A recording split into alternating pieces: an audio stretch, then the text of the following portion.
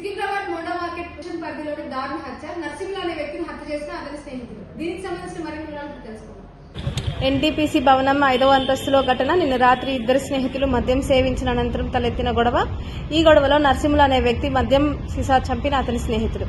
ఘటనా స్థలానికి చేరుకున్న మార్కెట్ పోలీసులు మృతదేహాన్ని పోస్టుమార్టం నిమిత్తం గాంధీ ఆసుపత్రికి తరలింపు. ఇలాంటి అప్డేట్స్ కోసం చూస్తూనే ఉండండి నిజాం న్యూస్.